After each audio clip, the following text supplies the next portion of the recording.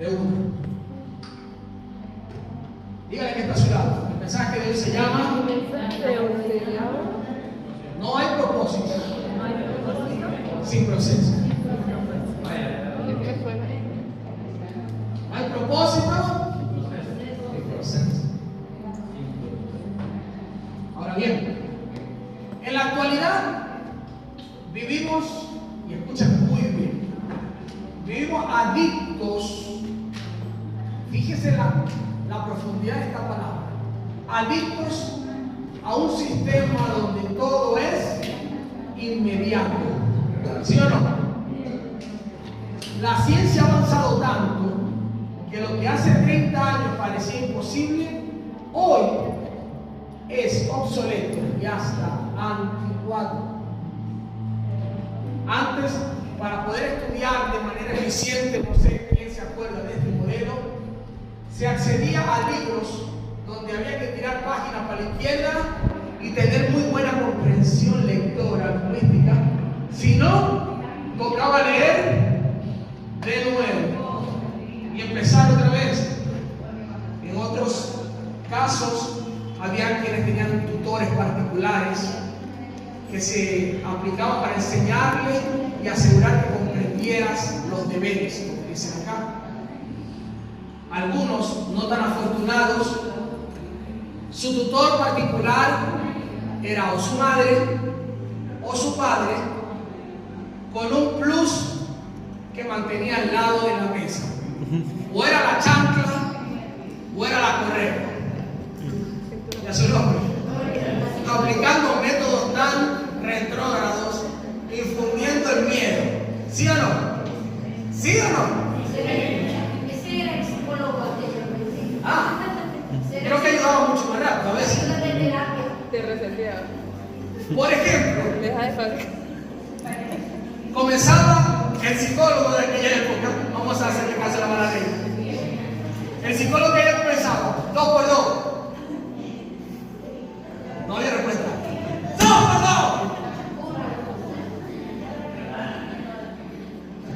3 por 2. Ahí está. Empecé la correa sonando. A mí me aplicaron una paleta esa de cocinar de manera que era grande. Hermanita, esto. Cuando yo sabía que sacaban la paleta y ponía allí, como me aprendía las cosas, me las aprendía. Si no, era triste, ya se lo aprendí. Pero hoy por hoy tenemos internet súper rápido que nos provee conceptos, tecnologías, análisis, trabajos enteros de clases, gente dándote asesoría, y hasta por YouTube usted se puede sacar lo que usted quiera, que te explican cosas con métodos que antes te costaban mucho entender. ¿Sí o no? Pero antes de la era digital, comunicarse con alguien fuera del país, por ejemplo, entre Europa y América, se usaban ¿qué? Cartas a mano, que tardaban entre 4 u 8 semanas en llegar, dependiendo del destino. Ahora les digo, si en este momento todo cambiase de inmediato y volviésemos a aquella época donde todo llevara un proceso más largo de lo que estamos acostumbrados, escuchen bien, muchos de nosotros nos hundiríamos en la depresión por falta de eso instantáneo. ¿Sí o no? El que me dijo no, déjeme su móvil, que es lo más digital que usted tiene, por una semana. A ver si no entra en ansiedad o depresión. Cuando usted se levanta y usted no ve el reloj, usted ve notificación. ¿Quién le escribió? Si usted está esperando que alguien le dijera algo, si se lo dijo o no. Si le confirmara la hora del trabajo, sí o no. ¿Ya sonó? Gloria. Por eso. Estamos todos en el mismo paquete. Lamentablemente, o no, como dice la Escritura, hoy en día la gente está, como dice la Escritura en Daniel 12:4. Pastor, ¿qué dice Daniel 12:4? Afanado corriendo de aquí para allá y la ciencia aumentando, corriendo y buscando lo que la ciencia, a pesar de estar muy avanzada, aún no logra conseguir, y escúcheme bien, no lo va a lograr. su nombre. Gloria. ¿Cuál es el último iPhone que está afuera hoy? 17. ¿De qué? 17. ¿Sí? 7 Pro Max. Pro Max. Pues no entiendo esta gente. iPhone 17. iPhone 17 Pro. iPhone 17 Pro Max. Cero publicidad, ¿no me están pagando? Pro Max. El Nokia es Y no sé, los tres son 17. El Pro y el Max y el Pro Max. Y usted se lo compra hoy, después de tanto esfuerzo, y al mes sacan el 18 Pro Max Ultra. Me gasté 1.500 y ahora este vale 1.600. Estoy fuera de moda. No estoy en la actualidad, estoy desactualizado. Y estar desactualizado, fíjese la tecnología. Estar desactualizado, usted se siente incómodo. Gracias a Dios yo no sufro de eso. Aquí no hay Pro Max, al menos aquí. Al menos aquí. Puedo sufrir de otra cosa, pero aquí no. En móvil. Aquí no hay manzana, aquí no. Y eso es 11, 10, algo así. Imagínense. Pero la humanidad está afanada buscando placer inmediato, frustrados ante la impaciencia. Ahora sí que esto es lado, afanador. Tranquilito. Afanador, tranquilito.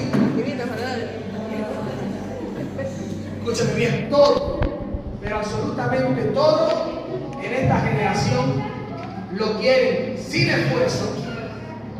Y lo peor que lo quieren sin esfuerzo es que sin proceso y sin sacrificio. Como dije al principio de la palabra, el propósito, ¿cómo dice? No hay propósito sin Proceso. aleluya. Den un aplauso al Señor, por favor.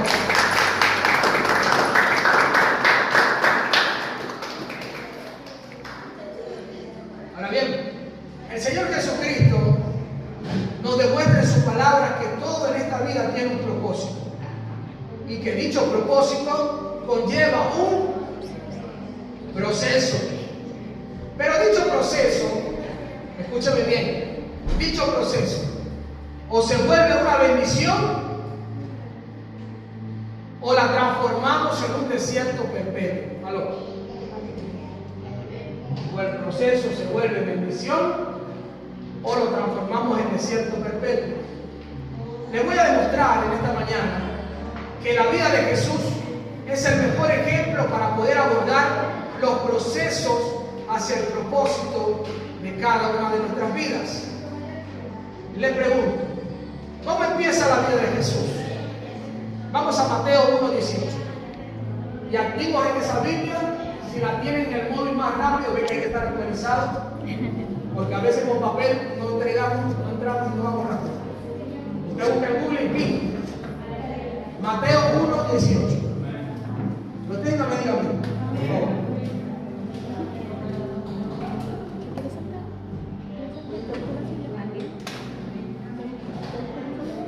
Amén por allá atrás. Mateo 1:18. Bien. Ahora, así empieza la vida de Jesús encarnado, de Dios encarnado en hombre. Amén. Dice lo siguiente: estando desposada María, su madre, con, a ver si me sigue, ¿con quién? Antes que se halló que había concebido del Espíritu Santo. Vamos al versículo 20. Y dice: José, hijo de David, ¿qué le dice el ángel a José? No temas. ¿Por qué?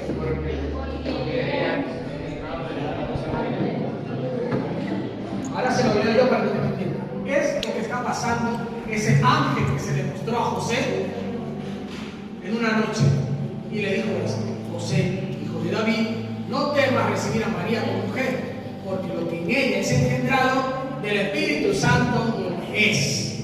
Ahora bien, viene el Salvador de nuestras vidas, pero ocurre algo inusual en su concepción. María y Pedro se casan, pero María ya estaba encinta de Jesús. El caso es que José ya se quería dar a la fuga. José dijo, ese paquete, ese planeta no es mío. Es una expresión que dicen los problemas. Cuando ese problema no es mío. Esa deshonra no es mía. Ese problema, vamos a decirlo así, no es mío. Jesús ya viene siendo rechazado en el vientre de María. Ay, pastor, pero los bebés no escuchan ni sienten. Una mentira del diablo tan grande. Cuando alguien está embarazado, el feto desarrolla el tacto y el oído de forma tan óptima que son capaces de escuchar y por ende entender. Incluso captan todo contacto físico que se le hace. ¿Usted cree que cuando su papá lo toca de repente así, o un ser querido que ya va escuchando quién es, dice, soy yo tu papá, y pega la patada? ¿Usted cree que es porque hay un espasmo del feto o del embrión? Negativo. Se desarrolla todo allí, porque Dios lo hizo perfecto. Ya se hombre. Ya Jesús viene con un rechazo de José, que dice a escondidas, yo me imagino que lo dice, no lo dice la Escritura, pero para que la Escritura tenga que desarrollar, que un ángel tenga que darle explicaciones a José, un ángel, y que hay algo turbio por dentro, algo está pasando y algo está molestando mucho a José. Y yo me imagino que José dice a escondidas, me imagino que no lo dice así abiertamente a oídos de María, y dice en susurros, ese no es hijo mío. Ese no es hijo mío. Vamos a dar más. Yo me imagino a José en la carpintería, con el serrucho, ese es hijo mío, o no sé qué estaba haciendo, yo soy carpintero.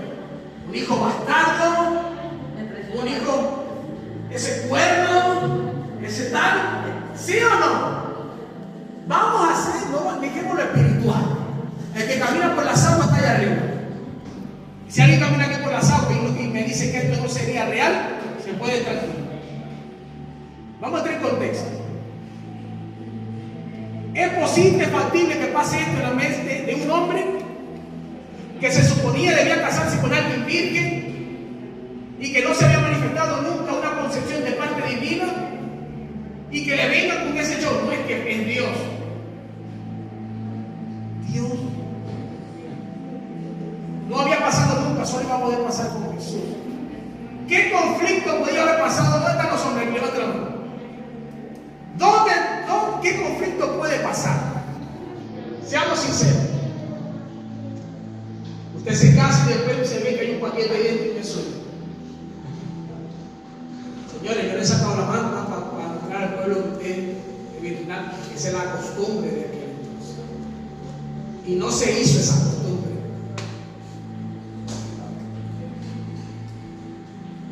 Nace el niño todo bien con los magos que le trajeron.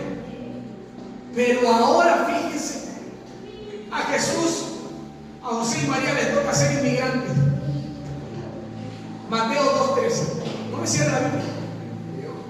Mateo 2, versículo 13. Tito, les toca ser inmigrantes a Jesús.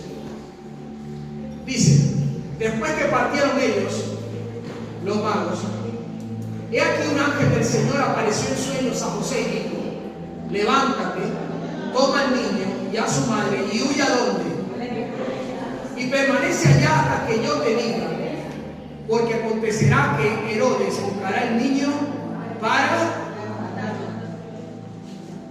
Pausamos allí. Una cosa, amados, la tenemos de mucha experiencia usted y yo, es ser inmigrante, normal. Ya lo sabemos. Lo sabemos o lo entendemos. Y otra es que te estén buscando para matarte. A las personas que cumplen esa condición, hoy por hoy van a la embajada, van a donde sea inmigración y cumplen con una condición y los aceptan y dicen ser refugiados políticos o de guerra. ¿Me doy a explicar? ¿Sí o no? A los que cumplen esto, que están buscando, tengo pruebas, bueno, refugiados. Bueno, así los políticos buscan maneras. Ahora bien, cada uno que hemos emigrado le preguntó: ¿ha sido fácil? Qué bueno que somos sinceros. Todos los rechazos que hemos pasado, todas las frustraciones y desesperanzas en todo lo que implica nuestra vida de que abordamos el avión de nuestro país. Pero vinimos a España, gracias a Dios, donde se habla castellano. Imagínese usted haber agarrado un avión para Holanda. Una cosa es inglés, otra cosa es el holandés. Eso es terrible. Y hay un dicho por ahí que dice que el loro viejo no aprende a hablar. El loro viejo no aprende a hablar. Ahora imagínense todo ese sufrimiento de angustia por temor a su vida en un sitio donde no te pueden identificar. Imagínese que usted hubiera llegado a Holanda. ¿Cómo hace usted para decir tengo hambre? Pío, chicken. Yo estoy claro que usted sale de su tierra y decía pollo, chicken. Vaca, cow, chicken.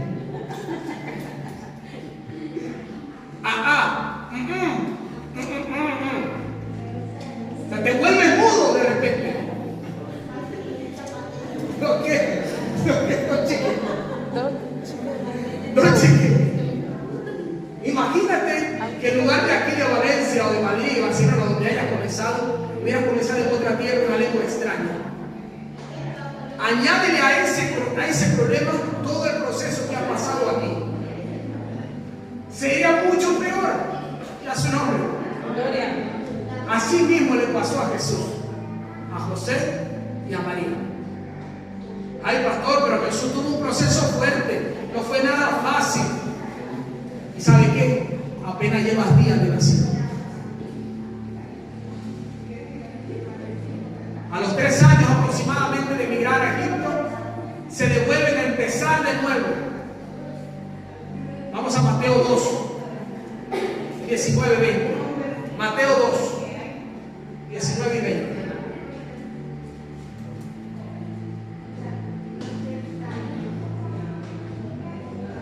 Muerto Herodes, he aquí un ángel del Señor apareció en sueños a José en Egipto, diciendo: levántate, toma al niño y a su madre y vete a la tierra de Israel, porque han muerto los que procuraban quitar la vida ¿a quién? Vuelven a emigrar, vuelven a empezar de cero,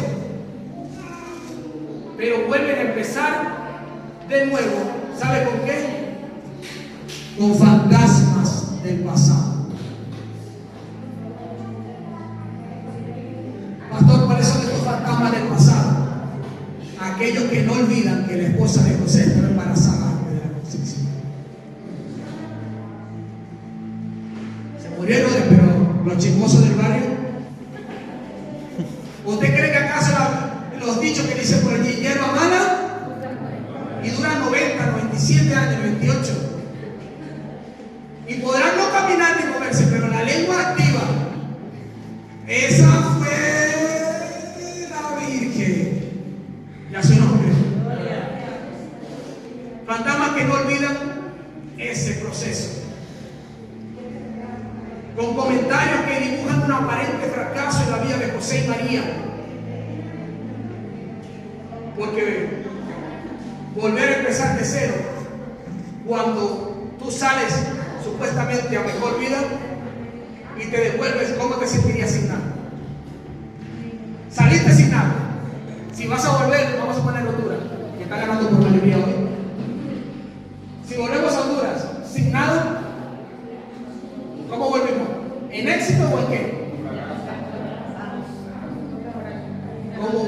empezar de nuevo con ese fracaso.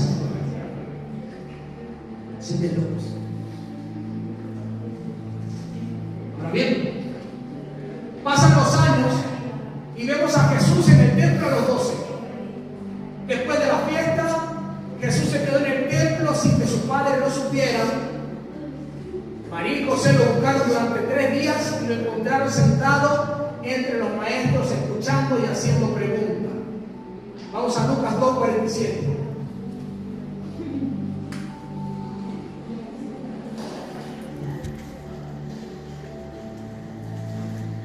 Lucas 2:47. Y dice: y todos los que le oían se maravillaban de su inteligencia y de sus respuestas. Pero cuando sus padres lo encontraron, María le preguntó por qué había hecho eso. Y Jesús respondió, vamos al 49: ¿no sabíais que en los negocios de mi Padre me es necesario estar? Pausamos allí. Ahora, venimos que vamos a un aniversario, vamos a un bautismo. Hay sorpresitas que nos han dado que a la verdad nos alegra mucho el corazón. Pero en la cultura judía, ¿qué pasaba con los niños a los 12 años? Como nosotros sabemos o hacemos acá, no se bautizan pequeños, sino que se realizaba una presentación oficial. A los 12 en aquella cultura se presenta: este es hijo de José, hijo de María, descendiente de David, posible candidato. Pero a esta edad es que los niños comenzaban a asumir mayor responsabilidad religiosa. A los 12 años, un niño judío estaba cerca de la edad en que se consideraba, escuchen muy bien, responsable de cumplir la ley. A los 12. Por eso cuando vamos al bautismo, los 12 años más o menos es una edad que uno estima de edad responsable, donde el niño tiene esa noción de ser apto en responder por sus actos. ¿Da su nombre? Pero sabemos que la edad no siempre garantiza madurez, porque hay niños que maduran un poco antes y hay niños que ni con 25 han madurado, ni con 40 ni 50. Siguen siendo más niños que el nieto, ya son hombres, pero gloria al Señor. Seguimos con el proceso del Señor Jesús. ¿Ven? A partir de allí no se sabe nada de Cristo. Pasan los años que reaparece el Señor. Vamos a Mateo 3:13.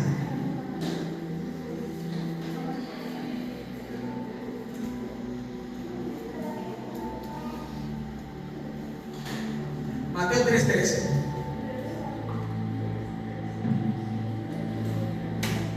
Dice lo siguiente: entonces Jesús vino de Galilea a Juan al Jordán. ¿Para hacer qué? Bautizado por él. Mas Juan se le oponía diciendo: yo necesito ser bautizado por ti, y tú vienes a mí. Pero Jesús le respondió: deja ahora, porque así conviene que cumplamos toda justicia. Entonces le dejó. Y Jesús, después que fue bautizado, subió luego del agua, y aquí los cielos fueron abiertos, y vio al Espíritu de Dios que descendía como paloma y venía sobre él. Y una voz de los cielos que decía: este es mi Hijo amado, en quien tengo. Muy bien, escúchame bien, iglesia. Pasaron 18 años para empezar a cumplir su propósito. Escuche bien, 18 años de espera para empezar a cumplir su propósito, no para terminarlo, no para culminarlo. 18, 20 años fácilmente se puede decir es una vida de proyecto, es una vida de algo útil que en tu juventud o adultez puedes destacar. Ya su nombre. Pero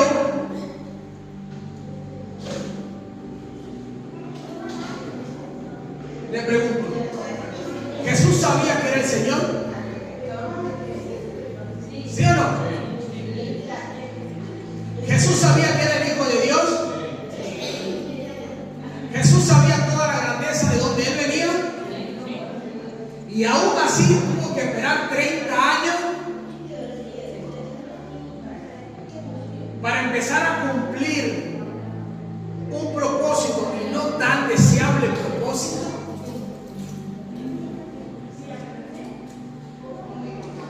Porque establecido en la ley, o sea, su palabra, o sea, Él mismo, indicaba que solo se podía empezar el sacerdocio a los 30 años. ¿Y sabe qué? Él no puede negarse a sí mismo. ¿Sabe algo? Hay una revelación de parte del cielo. Dice, Jesús aprendió el término de paciencia en esos 30 años de vida. Aprendió paciencia, lo aprendió todo. ¿Cómo así, pastor? Ahora fíjese usted, el dueño del tiempo, aquel que el tiempo no tiene ningún tipo de jurisdicción sobre él, someterse a todos estos años, vamos a ponerle solo 18, porque a los 12 es que podía al menos llegar al templo y empezar a responder por sus actos. Someterse tanto tiempo por amor a usted, someterse tanto tiempo por amor a mí. Entonces, si el Señor te indica que hay procesos donde es inevitable que los tengamos que atravesar, donde inevitablemente tendremos que esperar a que pase el tiempo perfecto de Dios, ¿qué hacemos nosotros angustiándonos, queriendo dominar el tiempo y el espacio a nuestra conveniencia? A usted le dicen, tiene que durar 6 meses de prueba. Después se le da un contrato ¿qué? Indefinido. Usted al mes ya anda loco, pensando, me van a renovar, me van a tirar, me van a renovar, me van a tirar. ¿Qué le dice su hijo cuando usted le pide algo? Necesito, papi, quiero esto, papá, quiero esto, mamá, quiero esto. Espérate que cobra el último. Al último estamos a 5. ¿Qué fecha hoy? 7. Al último cuando vuelva a cobrar. No sé. Y es como que la vida se les va a esperar 20 días se les va la vida. Una mente tan pequeña, tan joven, espérate 20 días que vuelvo a cobrar, o espérate una semana que cobro semanalmente la hora, me pague. No te quieren, no me quieren, no sé, yo no sé nada. Y no puedo vivir y yo lo necesito. La carta ya. Usted y yo nos ponemos así delante de Dios. Yo necesito, Señor, trabajo. Es verdad. Pero Dios está viendo algo más allá. Dios, el dueño del tiempo, está viendo el proceso que necesita tu vida para que el propósito que usted pisó a la tierra aquí en España se pueda cumplir. Y a su nombre. Por eso usted ve gente diciendo, ojalá tuviera un poder de adelantar o acortar el tiempo. Ojalá tuviera el poder de no sé, de volar. Ojalá tuviera el tiempo de ser más rápido. Pero el Salmo 37:5 dice, encomienda a Jehová tu camino, espera en Él y Él hará. Pero no, ni encomendamos a Él, ni esperamos a Él, ni lo dejamos que nada. Amados, Cristo empezó su ministerio y por ende su propósito. Qué lindo, qué hermoso. Milagros, portentos, maravillas, caminar sobre el agua en vino, ciegos de nacimiento, desahuciados, moribundos, resurrecciones. Qué lindo empezó el propósito de Jesús, puede pensar usted. Un ministerio que duró 3 años para alcanzar su propósito. Pero sabe algo, no todo fue lindo. Porque le voy a abrir los ojos, que el propósito del Señor no era hacer milagros. El propósito del Señor, de primero en la lista, no era venir a hacer milagros. ¿Quién me lo responde? ¿Cuál era?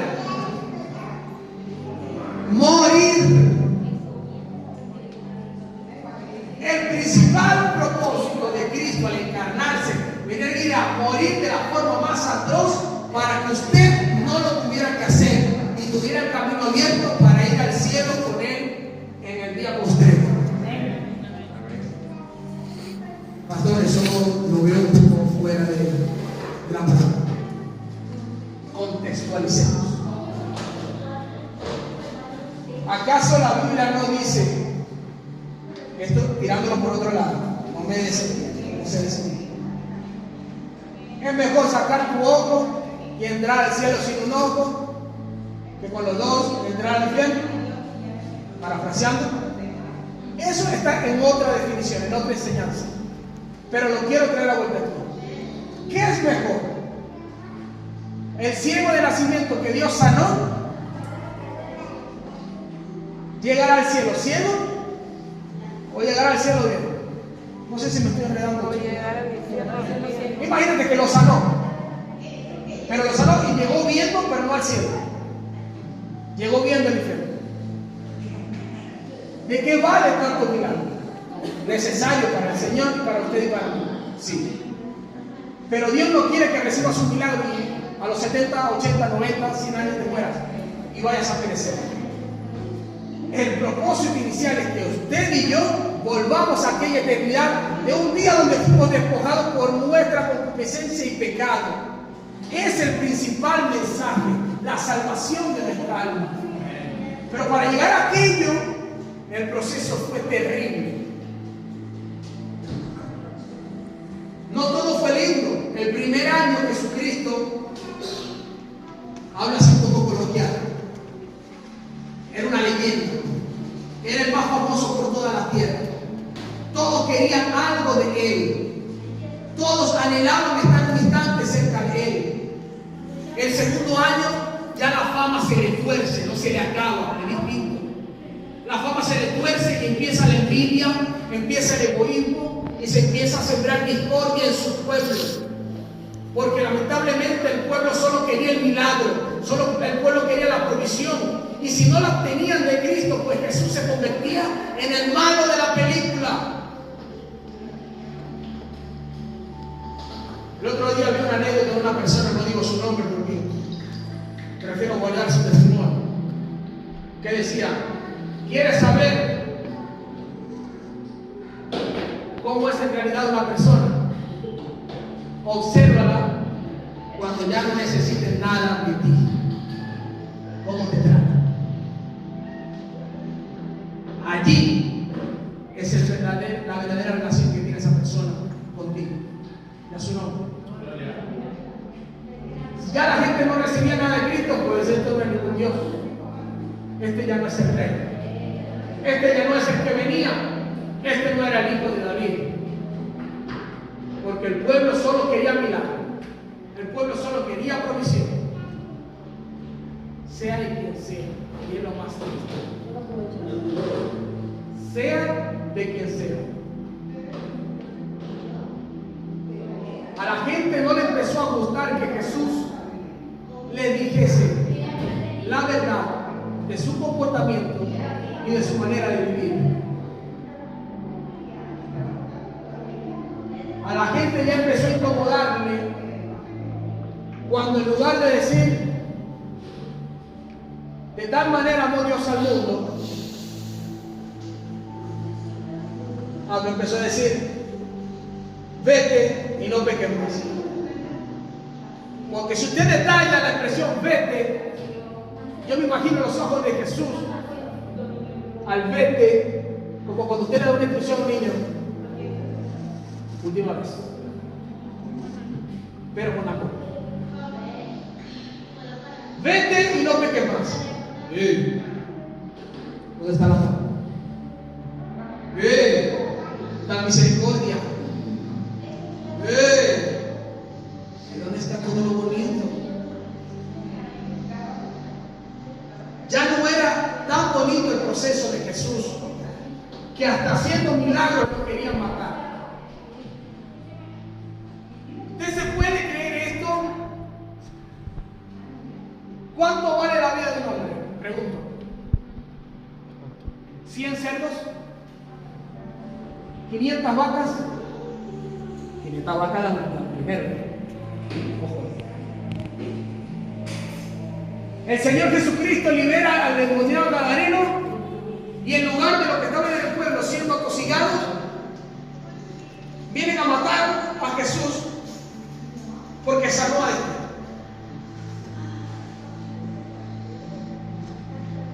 Es incomprensible. Ay, pastor, pero Jesús no la tuvo fácil. El peor proceso lo tuvo Jesús, amado. Porque su propósito era el más terrible. Le pregunto, ¿Jesús hizo algo malo? ¿Jesús hizo algo equivocado? Amado, Jesús fue el más valiente de todos. Jesús no fue para nada un cobarde como cualquier discípulo o apóstol, llámelo usted como quiera. En el tercer año ya no quería saber nada de Jesús, ya se movía escondido. Ya estaba todo orquestado para invocar y deshacerse de aquel que trajo milagros y provisiones. Ahora usted podrá pensar, ¿qué tiene que ver esto con el proceso y el propósito? Hoy por hoy, iglesia, estás quizás en el peor proceso de tu vida. Una temporada donde te encuentras y piensas que Dios se apartó y se olvidó de ti. ¿Cuántos nos hemos sentido así? Pero un proceso, como dije antes, o se vuelve bendición o lo convertimos en un desierto perpetuo. Vienes al culto pensando, ¿cuándo Dios va a terminar mi proceso? Vienes al culto pensando, ¿cuándo voy a cumplir el propósito que Dios puso en mí? Y la pregunta debería ser la siguiente: ¿estoy listo o estoy lista para cumplir el propósito? La pregunta también debería ser, ¿qué me falta aprender y valorar del proceso? Porque ¿sabes algo? El proceso es tan valioso como el propósito. ¿No me entendieron?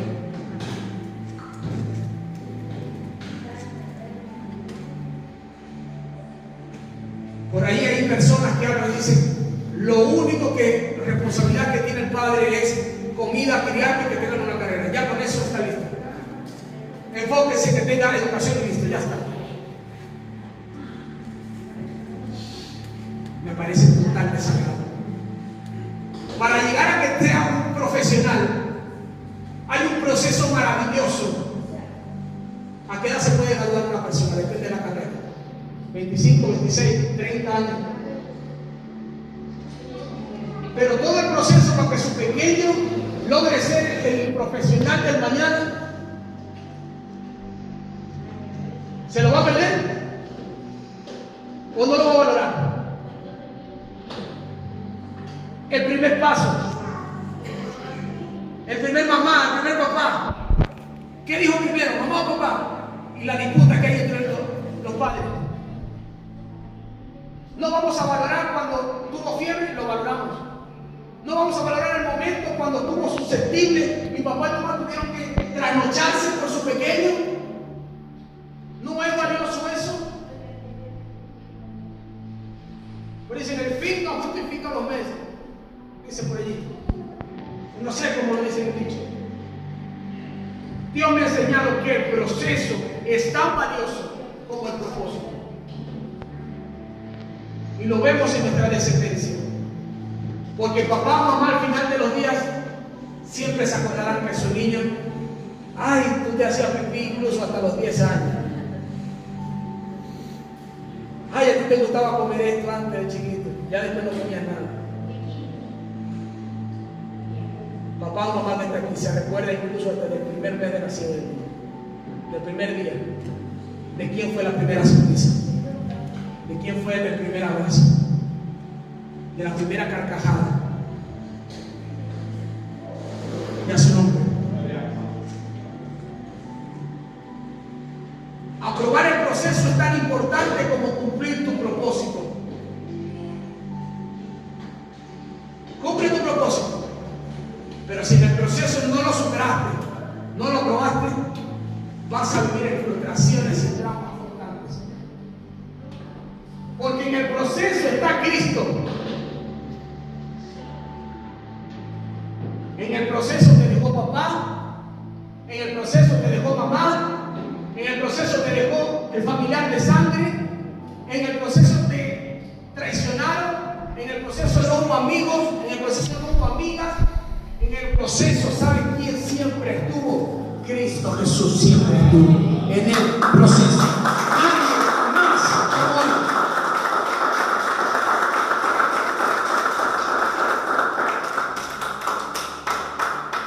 El proceso te llevó a Dios.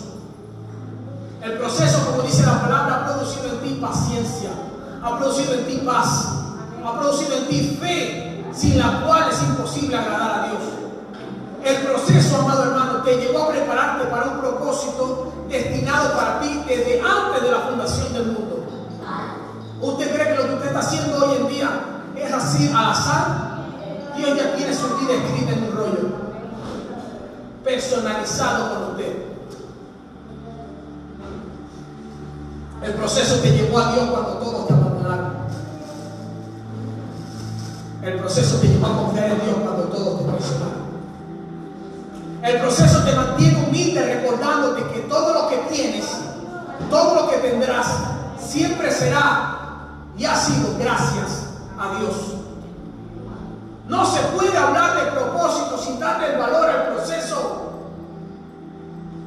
La perla que te regalo, no te quejes del proceso, agradece a Dios en todo. Porque en el proceso vas a aprender a valorar lo que Dios puso, pone y pondrá en tus manos. Yo sé que no es fácil, pero amado, no es imposible. Dios te va a presionar hasta donde Él sabe que te puede presionar. Pero ¿sabes cuál fue el proceso más difícil de todo?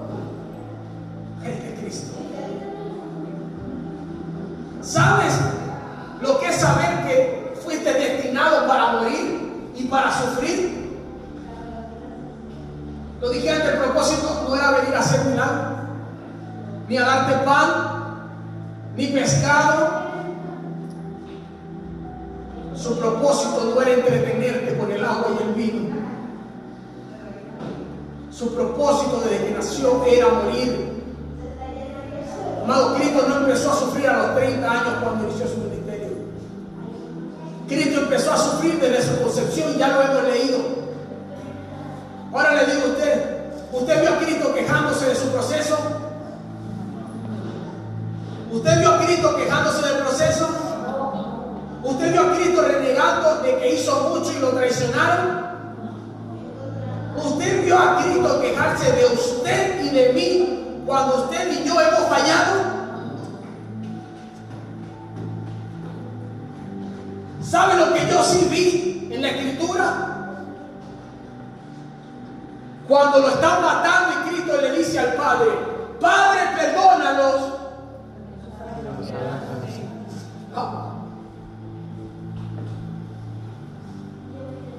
Y todavía está cumpliendo el proceso. Pues todavía no había muerto. Si hay algo que nos deja la Escritura clara es que Cristo nos dio el mejor ejemplo para vivir en este mundo pasajero, donde inevitablemente tendremos procesos por cuanto fuimos creados con un propósito celestial. Ay, pastor, es que vivo en un proceso constante. Es que vivo en un ciclo que no termino de salir.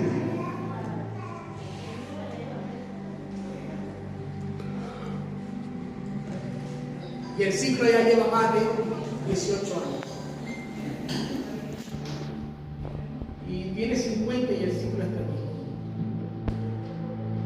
Pero la Escritura dice en Salmos 12:6, las palabras de Jehová son palabras limpias, como plata refinada en horno de tierra, purificada 7 veces. Búsquelo, por favor, Salmos 12:6.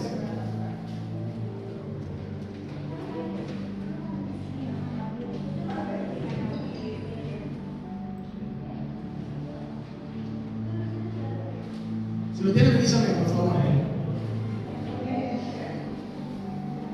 Las palabras de Jehová son palabras limpias, como plata refinada en horno de ¿qué?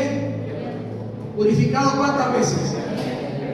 Ahora bien, ¿por qué la plata y el oro se refinan 7 veces? Una anécdota dice que una mujer en crisis le pregunta a un joyero, ¿Por qué Dios permite que el fuego sea tan intenso y tan largo? El joyero le mostró oro en bruto a la mujer y le dice: esto vale 10 euros, oro en bruto.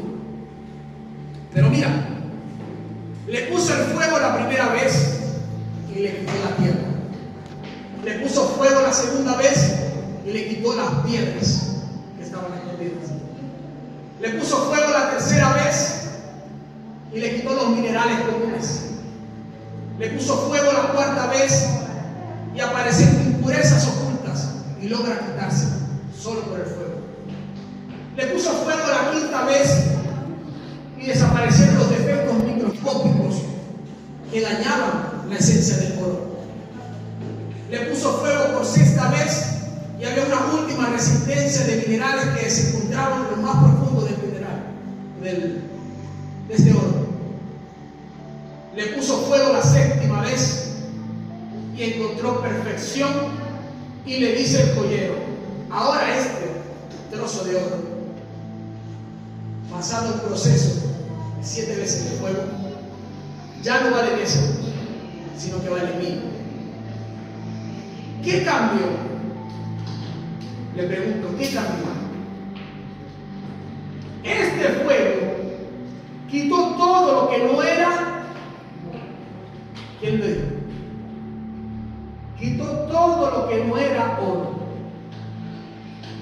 La Escritura dice que es una piedra preciosa, el sacerdocio, de lo más lindo que hay para Dios.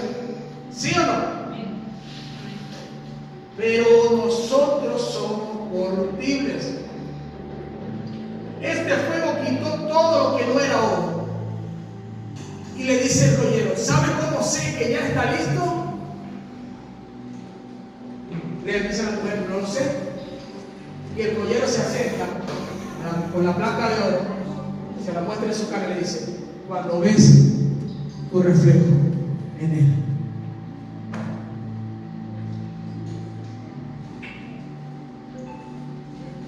Amado, el fuego no dura para siempre.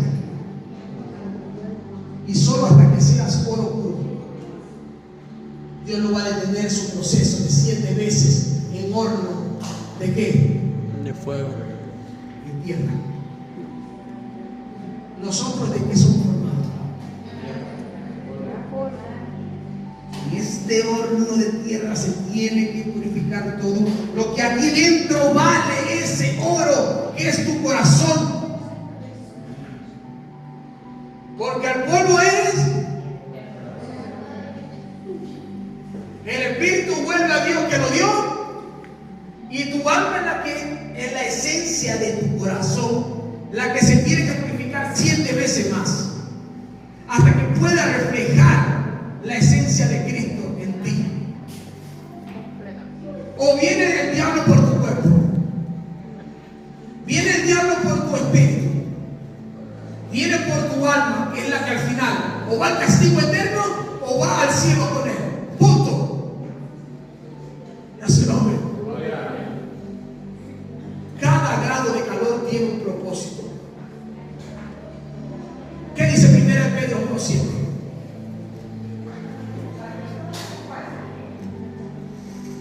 Cada grado de calor tiene un propósito.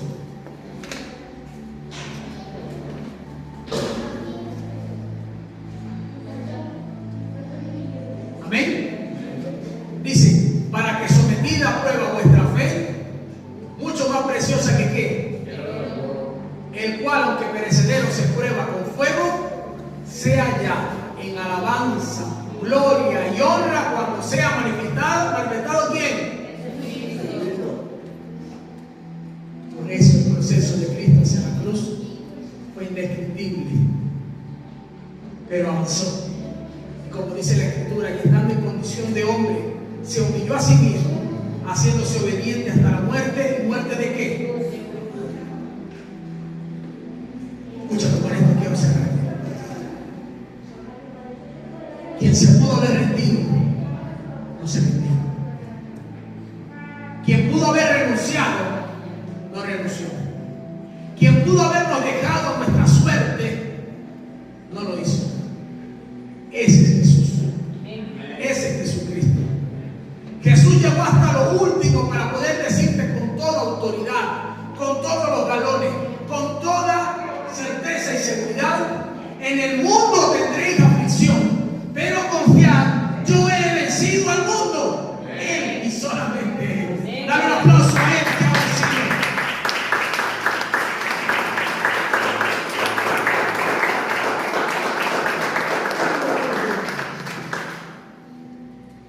Quizás decimos que se acabe este proceso, Dios mío. Dios te preguntará: ¿aprendiste en el proceso? ¿O todavía sigues resistiendo en tu forma de pensar? ¿Vive Cristo en ti? ¿O todavía hay algo de humanidad rigiendo tu vida? Llévate esto, por favor. El proceso es aprendizaje y el propósito es cumplimiento. Vamos a cumplir.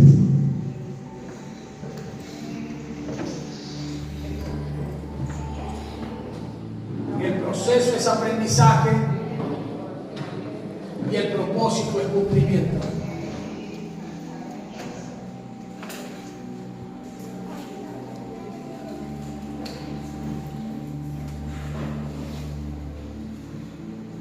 Cierra tus ojitos en esta mañana.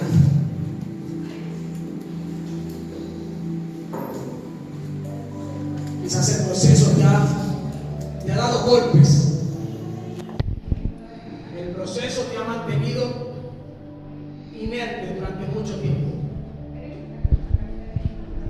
Pero hoy el poder del amor de Cristo nos hace libres. El poder del amor de Cristo nos hace libres.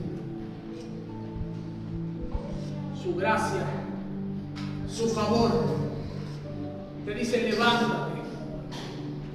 Levántate, por favor, levántate. Oh Espíritu Santo, en esta mañana